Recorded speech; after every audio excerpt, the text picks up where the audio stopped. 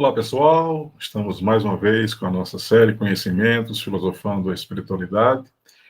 E hoje nós vamos tratar do paradoxo. A realidade é paradoxal. E quando a gente fala de paradoxo, a gente precisa entender que todos os processos, né, que nós vivenciamos, eles têm uma certa dificuldade de entendimento de nossa parte, porque há coisas que fazem lógica, as coisas que perdem a sua condição ou fator lógico, né? Paradoxo é uma declaração contraditória, né? Na opinião dominante. A opinião dominante. Né? Uma contradição, um contrassenso, um paradoxo, uma coisa que não faz sentido. Mas se a gente começar a observar com maior percepção, né? A gente vai perceber que muito daquilo que nós vivemos é paradoxal, né? Muito daquilo que a gente observa não parece fazer sentido ou não faz sentido. Né? Há uma frase de Oscar Wilde, né, que ele diz que a arte imita, a natureza imita a arte, né? Quando é o contrário, né? A arte a arte ela vem da percepção que a gente tem da natureza. Né? E na medida em que a gente percebe essa contradição, mas o sentido lógico da frase de Oscar Wilde bom, o que existe na natureza existe na arte, mas a arte e a natureza podem se complementar. Então, ele inverteu a ordem lógica para tentar estabelecer um critério de paridade, né, de semelhança entre as duas coisas. Né? Portanto, a natureza ela pode imitar a arte nesse sentido, né, de uma semelhança de eventos, mas semelhança não é exatamente a mesma coisa. No poema de Camões, né, a dor desatina sem doer. Como? A dor? A dor é um elemento com características próprias. Dor é dor, né? Você sente algo, uma sensação desagradável, e aí ele diz que desatina sem doer. Aí Camões estabelece o quê? Que a dor que desatina sem doer era referente ao amor. Né? Estava se referindo ao mesmo objeto, que era o amor. São exemplos mais simples que a gente vai tentar refletir aqui na nossa reflexão de hoje. Mas indo para um outro caminho mais factual, a gente pode pegar aqui três grandes exemplos de paradoxos. Mas assim, antes de falar desses três grandes paradoxos, tá? A gente precisaria observar um detalhe muito simples. A vida, ela comportou a morte. Vida e morte fazem parte da nossa percepção existencial. São contraditórios. Vida estabelece um critério de movimento, de auto-organização, de sistemas, de seres, de mundos. E morte estabelece o quê? A ausência de tudo isso. A suposta e célebre ideia de um fim absoluto ou de um nada absoluto. Então, a gente já começa a existir sabendo, com o passar do tempo, que a nossa existência vai deixar de ter o seu fluxo, né? Só que, para quem alimenta as ideias materialistas, isso tem um peso. Para quem alimenta as ideias mais espiritualizadas, vamos assim dizer, isso carrega um outro nível de compreensão. A morte não é mais um fim absoluto para esses que têm uma visão mais espiritualizada. A morte é apenas uma passagem, um meio de se atingir um outro nível de consciência. Mas ainda assim, vida e morte enquanto conceitos estão relacionados. Esse é o grande paradoxo que a gente não consegue entender. Nós, humanos, temos uma dificuldade imensa de entender como tudo que existe eivado de tanta beleza, até de muita lógica até, né? Deixará de existir. A gente para, né? O pensamento da gente dá um bug aí, a gente não consegue entender. Esse é o primeiro grande paradoxo. Mas, agora me referindo aos 3 paradoxos que eu queria dizer há pouco, né, a gente precisaria citar aqui o paradoxo do avô. Suponhamos que alguém volte no tempo e tente matar o seu avô. Ele mata o avô. Consequentemente, o pai dele, não vai existir, porque ele matou o avô, e por efeito lógico, ele, enquanto descendente, também não vai existir. Então, como é que ele vai. Se ele matar o avô, ele não existe. Correto? Então, como ele vai voltar no tempo? É o paradoxo do avô. Entendem como certas coisas nos encaminham para um ponto sem sentido? Então você está querendo dizer que a vida não tem sentido e que não tem propósito? Não. Eu estou querendo dizer que há muitas coisas que fogem ao nosso grau de compreensão atual. E que, por enquanto, não nos é dado conhecer. Mas por quê? Por que que não é dado conhecer? Porque nós ainda somos muito imaturos na percepção dessas coisas. E alguém está impondo ou impedindo que nós venhamos a conhecer. Se o ser humano buscasse conhecer as coisas, não haveria impedimento. Mas como o ser humano se compraz na zona de conforto de uma vida restrita e animal, ele estabelece o grande paradoxo de querer saber das coisas, mas sem querer se desapegar das coisas que ele vivencia dentro dessa faixa de existência que é extremamente pobre. Longe do verdadeiro eu que ele habita, o que ele é. Paradoxo do avô. O segundo paradoxo seria o paradoxo de Zenão. Imagine que Aquiles e a tartaruga vão disputar uma corrida. Mas houve um acordo para que a tartaruga se adiantasse uns 100 metros. A tartaruga adianta esses 100 metros. E quando Aquiles começa a correr, a tartaruga já ultrapassou o ponto de 100 metros, e quando Aquiles atinge esse ponto que a tartaruga atingiu, no mínimo a tartaruga está uns 10 metros na frente, ou 1 metro à frente. Seja como for, de qualquer maneira, a tartaruga sempre estará na frente de Aquiles. É o paradoxo de Zenão. O sentido do paradoxo é a crítica que Zenão fazia à ideia de um movimento. Ele criticava o movimento discípulo de Parmênides, ele dizia como mestre dele que tudo é, que tudo permanece estático, que o movimento é mera ilusão. Ainda que o movimento seja ilusão, você não sente que a vida tem esse movimento? Porque se eu empurrar alguém, esse alguém que foi empurrado vai sentir. Ah, mas é uma ilusão. A sensação foi captada. Ela deixou de existir, porque tudo tem um começo, um meio e um fim, mas ela foi sentida. Ainda que isso possa ser chamado de ilusório. Os hindus chamam isso de Maya, ilusão. E um terceiro paradoxo que a gente poderia estender um pouco mais a reflexão. Paradoxo do navio de Teseu. Suponhamos que eu tenho um navio, mas que eu desejo trocar todas as madeiras desse navio. Aí eu troco as madeiras do navio, colocando novas, e as madeiras velhas, que foram retiradas daquele navio, agora vão servir para a construção de um outro navio. Aí eu pergunto a você, qual é o navio de Teseu?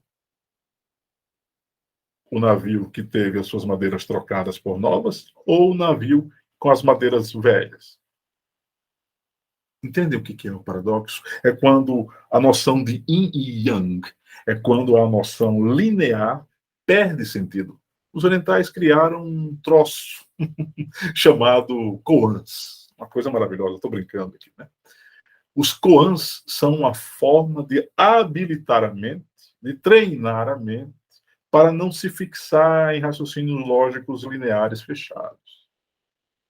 É a chamada lógica transcendente ou lógica espiritual. Um koan é uma frase, por exemplo, como você pode bater palmas com uma mão só? Como você pode olhar o infinito de maneira a não ter olhos? São koans, uma forma, uma técnica que os orientais criaram para desabilitar essa lógica fechada, o intelectualismo muito rasteiro. Os orientais desejavam que o ser humano compreendesse de forma mais intuitiva, porque a intuição, contraditoriamente em relação à razão, é a percepção mais abrangente sobre as coisas. No raciocínio, você tem que criar cadeias de premissas e conclusões, de hipóteses, de causa e efeito. Eu vou pensando, se todo homem é imortal, se todo ser humano é imortal e Sócrates é um ser humano, Sócrates é imortal. Isso é um raciocínio lógico. Mas você pode, apenas com um grau de silêncio interior, perceber a realidade sem usar essa cadeia de cálculo mental e chegar à mesma, entre aspas, percepção. Isso aqui é processo intuitivo. É quando Einstein dizia que trabalhava loucamente em alguns dos seus esquemas matemáticos, né? E um dia, cansado de tanto raciocinar em cima daquelas premissas envolvendo a física, ele, um simples gesto de silenciar durante algumas horas, deixando de lado tudo que ele estava fazendo, ele conseguiu obter a resposta que tanto almejava. Porque quando surge o silêncio emocional, ele estava ansioso para obter uma resposta. Aí ele destensionou, né? Ele diminuiu a grade de ansiedade da mente dele. Quando isso ocorre, o nosso neocórtex passa a imperar e a conexão com o eu espiritual se estabelece e aí a intuição emerge. E quando a intuição emerge dessa forma, as respostas surgem. Mas eu não tenho facilidade de captar isso. É porque enquanto a sua mente ela permanecer associada a esse frenesi, a esse movimento, né, incessante de fazer as coisas com imediatez, de resolver as coisas com imediatez, vai ficar um pouquinho complicado você ter essa capacidade de intuição.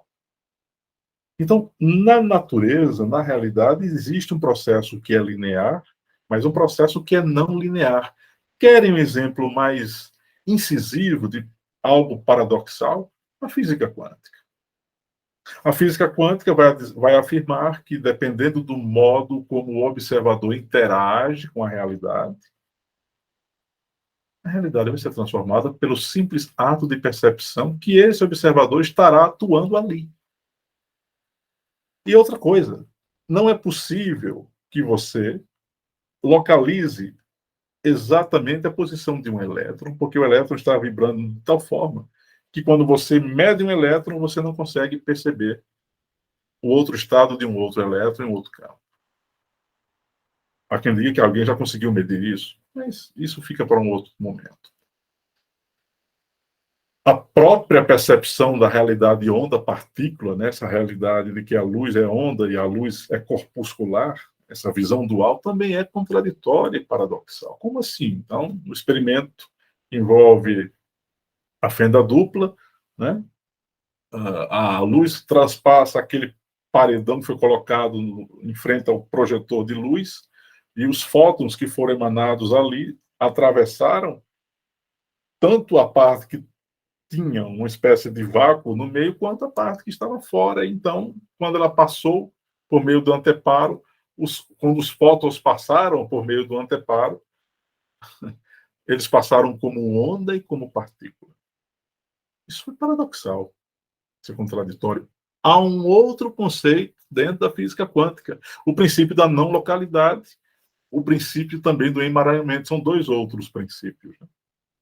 O emaranhamento quântico vai afirmar exatamente isso. Você, quando estabelece um critério de pensamento novo, ou uma nova cadeia neuronal sináptica na sua constituição cerebral, você está influenciando a realidade e você está atuando emaranhado com alguém que está em algum ponto desse universo, tendo ressonância com o seu pensamento, ou não. Você está influenciando toda a realidade e mudando o paradigma dela. Então, basta um indivíduo pensando de uma forma autêntica e autônoma, mudar a realidade paradigmática? Sim.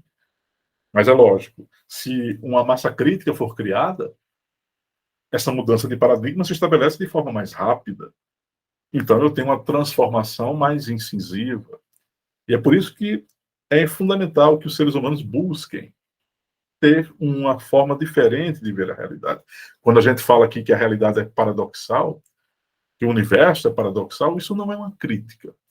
Isso é uma constatação, pelo menos por parte de alguns como eu, de que a realidade não tem esse lado apolíneo absoluto. Ele carrega também um outro aspecto dionisíaco da mitologia grega, né? Entre Apolo e Dionísio, que Nietzsche resgatou com muita genialidade. O lado apolíneo, ele pressupõe ordem, beleza, medida, organização. Isso aqui não é, entre aspas, ruim. A gente precisa do lado apolíneo, porque sem ele você não se constitui de forma adequada na existência. Seja totalmente desorganizado e veja o que acontece com você.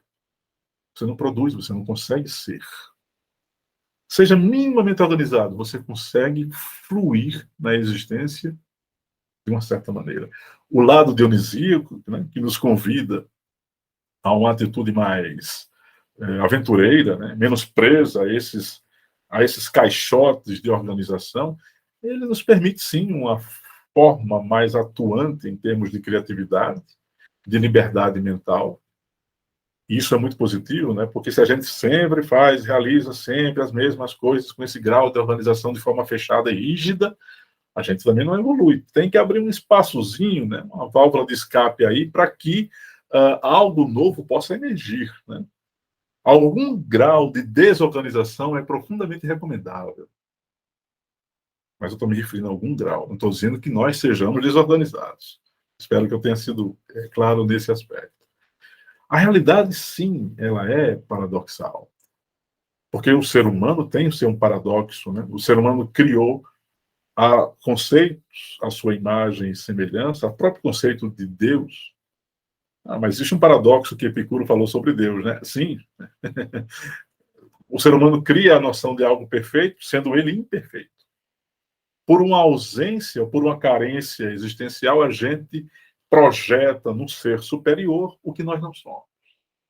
Aí Epicuro vai dizer, bom, se Deus fosse perfeitamente bom e, né, onisciente, ele evitaria que o mal existisse.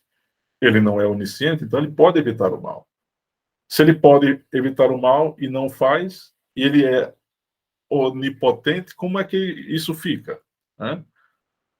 Como atribuir o valor das coisas apenas para o ser humano, que, se em tese, Deus sendo onisciente, é responsável por tudo que existe? Epicuro não errou ao pensar dessa forma. Ele quis estabelecer um maior dos paradoxos, talvez. Só que nós, enquanto seres sencientes, limitados a uma vida tão efêmera, não podemos captar o absoluto na sua inteireza, vivendo como nós vivemos, com um cérebro tão tacanho como esse. Ainda que tenha o seu grau de complexidade e de maravilhosidade, vamos assim dizer. Mas o nosso cérebro é limitado. Ele acerta não, ele trabalha com 0 e 1 o tempo todo, com afirmações e negações, com premissas e conclusões, mas o eu espiritual que está por detrás do cérebro, que é a mente que atua, é o software que atua sobre ele, na medida em que vai evoluindo, ele vai tornando esse cérebro mais complexo. E o entendimento, não apenas intelectual, mas intuitivo a respeito disso que a gente chama de algo absoluto, torna-se mais efetivo. Porque a evolução se dá. E aí, se a gente não tem a chave da evolução para explicar minimamente a relação que existe entre nós, seres evolutivos, por exemplo, com o transcendente, com Deus, o incognoscível, a gente vai criar um contrassenso o mais pesado que existe. Se eu falei que a relação da vida e a morte é o grande paradoxo, esse aqui sobre Deus também entra na mesma categoria. Ou da relação entre a perfeição e a imperfeição. Como? Ele não é perfeito? Por que ele gerou coisas imperfeitas? Isso não faz sentido. Mas se nós atribuirmos um valor evolutivo E ao invés de fecharmos os conceitos como perfeito e imperfeito e colocarmos o conceito de aperfeiçoamento ou de onisciência progressiva para as coisas, de captação progressiva das coisas, talvez a gente tenha uma maior tranquilidade e uma maior compreensão, né, espiritual a respeito desse tipo de paradoxo. A palavra paradoxo significa para, o prefixo além, e doxa, opinião. Antigamente, paradoxo era uma opinião, um conhecimento além da mera opinião. Com o tempo, o sentido se tornou isso, algo contraditório. Paradoxo é sinônimo de contradição, de contrassenso, de falta de lógica, de falta de nexo. Tá, mas isso é ruim? Aí entra os caixotes limitantes que nós formatamos. Por que nós temos que atribuir ruim ao fato de chamarmos algo paradoxal? Por que não atribuir o valor de bom? Paradoxal isso. Deve ter algo mais profundo que a gente ainda não percebeu. E isso, eu estou dizendo, estabelecendo um critério prévio, um conceito prévio. Qual? O de que há um propósito na existência. Então, estou deixando de lado aqui a ideia de um acaso. Porque se o acaso e a aleatoriedade produzir alguma coisa, esse acaso, no mínimo, tem que ser atribuído a ele e a essa aleatoriedade, esses dois elementos, precisam ter os atributos envolvendo algo inteligente. Então, não é mais um acaso. Tem uma causa que emana um efeito. Então, tem uma relação de nexo, de causa. E mesmo a aleatoriedade tem as suas leis. Porque fala em possibilidades num alto grau de efetivação. Qualquer coisa aleatória é a objetivação, a manifestação de algo cheio de possibilidades. E a vida é prenhe de possibilidades. A existência é prenhe de possibilidades. Mas há um elemento paradoxal. Há limites para isso. Enquanto fluxo existencial que nós estamos aqui nos utilizando de um corpo, ele, de verdade, nos limita. Mas eu repito, nosso pensamento não. Quando René Descartes dizia penso, logo existo, cogito ergo sum, Descartes estava querendo dizer, bom, eu posso duvidar de tudo. Eu posso duvidar que eu tenho essa sensação, essa percepção, esse cheiro, essa visão das coisas, ouvindo ruídos. Eu posso duvidar de que eu estou tateando, mas eu não posso duvidar de que estou duvidando. O que isso implica? Que eu não posso duvidar de que estou pensando. Então, o atributo que eu preciso colocar à baila, o atributo que eu preciso colocar de modo mais efetivo e que me dá um certo grau de certeza sobre a realidade, é o pensamento. Então, a existência está atrelada ao pensamento para Descartes. O paradoxal, o corpo, que é o habitáculo desse pensamento, ou desse espírito, ou dessa consciência, flui de um modo, não é contrário, mas de uma maneira diferente do pensamento. Sabem aquela simbologia da cruz? Que não é cristã. A cruz é mais antiga. A cruz fala de um eixo vertical e o outro horizontal. O cruzamento da vida horizontal animalizada com a vida vertical do espírito. Quando você cria esse cruzamento, você cria a síntese de percepção. E aí há um paradoxo. Como você pode conciliar a existência do corpo com a existência do espírito? Como reunir efetivamente isso no sentido lógico? Não faz sentido, não é? Por que nós nascemos? Eu estou aqui vivo, eu vou envelhecer e eu vou morrer. Aí eu passo a vida toda lutando para sobreviver. Aí chega um ponto em que isso deixa de ter fluxo. Eu desapareço. Eu me desaconteço da realidade. Para que serviu tantos anos de estudo, de trabalho, tanto esforço? Você pode pensar assim num primeiro momento. Aí no segundo momento você pensa, bom, mas eu não consegui levar nada da vida, mas eu estou aqui no plano espiritual e eu consegui superar uns defeitos que eu tinha. Pelo menos eu estou vendo agora aqui as minhas existências passadas e eu agi assim, assim, assado, e agora Eu consegui superar.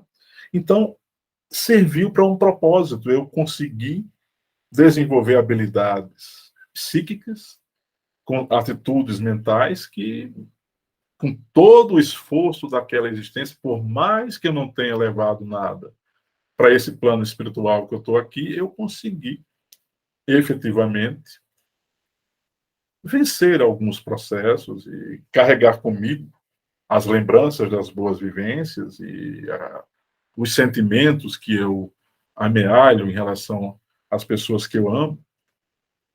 Ou seja, eu evoluí de alguma forma. Mas a existência ficou lá. Meu corpo já não mais é aquele, estou com um corpo parecido aqui no plano astral. Ou seja, isso para uma percepção primária da nossa parte imediata não faz sentido, né? Eu passo a vida toda e não vou conseguir levar nada, mas é assim, porque a realidade do mundo material é uma coisa, a realidade do mundo espiritual é outra. São são duas paralelas, né, que se intercomunicam por meio da consciência. A consciência, portanto, ela não pode ser linear, ela tem que ser sintética, ela tem que ser paralógica. E quando eu falo em paralógica, eu estou me referindo ao aspecto da consciência assumir um valor de lógica superior, além da lógica elementar e linear. Né? É o cancelamento definitivo das ideias absolutas. Então, a realidade ela é paradoxal. Paradoxo do avô, de Zenão, paradoxo do navio de Teseu, demonstram que algo foge ao entendimento normal da nossa consciência associada ao cérebro. Então, como aceitar que na vida existam acidentes e acasos? Será que você sabe o que significa ter acidentes e acasos? Você já parou para analisar o grau quase infinito, a cadeia quase infinita de causas e efeitos que geram um acidente e um acaso? Porque nós não temos a percepção. Como o grau de impercepção ou de invigilância nosso é muito grande, não nos é dado perceber essa relação que parece ser casual. Aí Carl Gustav Jung vai falar de sincronicidade. E vai associar determinados eventos que aparentemente não têm um significado com outros eventos que você vai vivenciar atrelados àqueles que você percebeu. Por exemplo, eu sonho com peixes. Eu sonho com peixe. Né? E no mesmo dia, alguém liga para mim e me convida para nós comermos um peixe num restaurante. Qual a relação disso? Por sincronicidade, Jung quis dizer que o sonho que você teve com o peixe fazia menção ao fato de, naquele dia, você ir almoçar com alguém comendo peixe. Ou se você simplesmente lê um livro e a palavra estava ali, Hércules, aí você casualmente liga a TV, acessa as plataformas digitais de filmes e aparece o filme Hércules. Aí você fala durante o dia todo sobre alguém. Sem nenhuma razão de ser, essa pessoa que você falou o dia todo aparece para você à noite ou no outro dia. Ah, fulano estava falando de você, olha só que sincronicidade você está aqui hoje. Nós estamos aqui batendo papo. Aparentemente não tem lógica, né?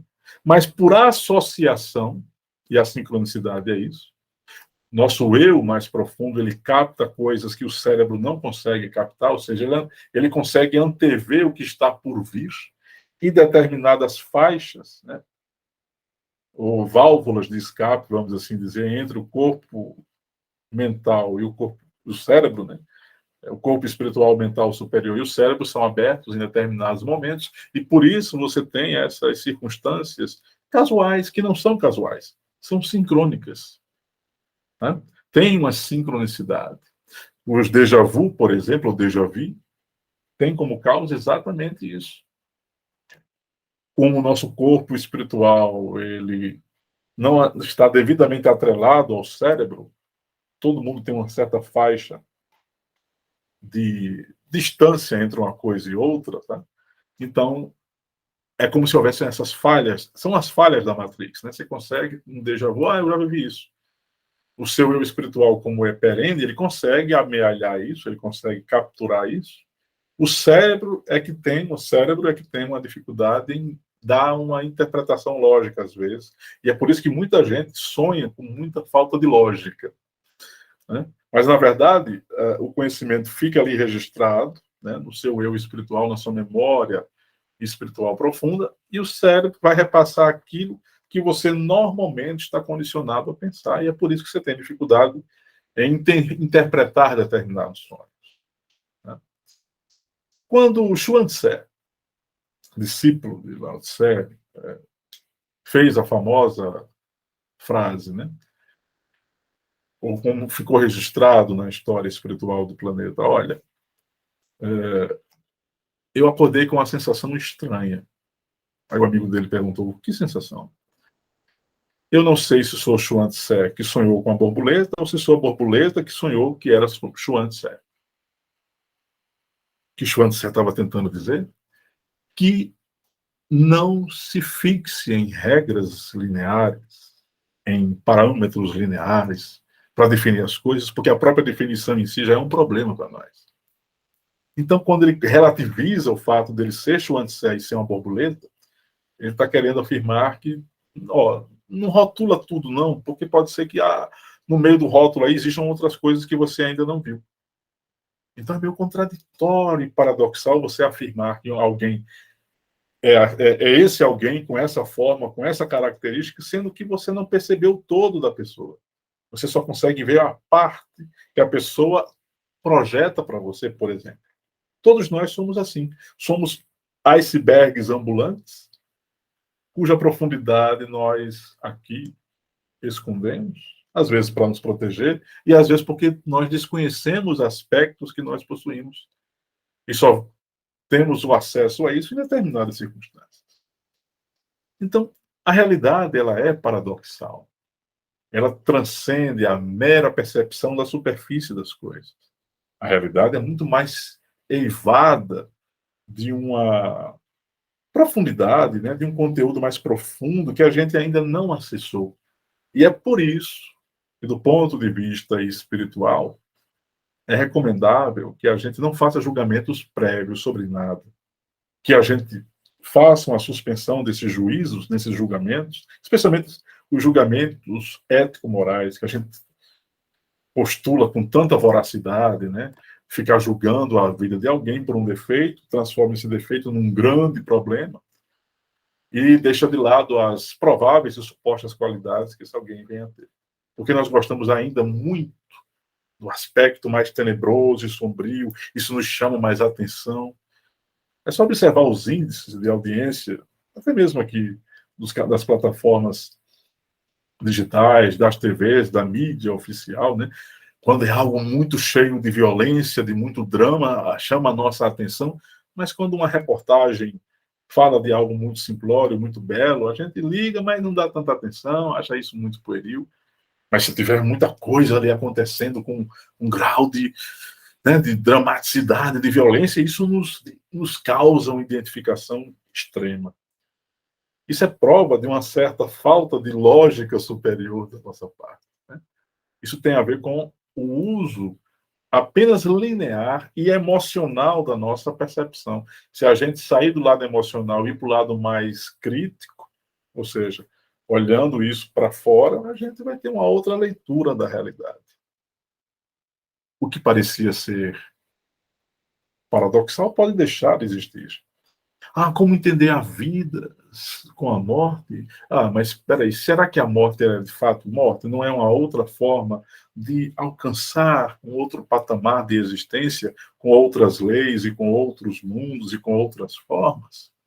Aí quando você faz esse tipo de questionamento, você produz em você mesmo um novo caminho mental, psíquico, que abre as possibilidades para entender ainda mais a realidade. E ela vai deixando de ser paradoxal.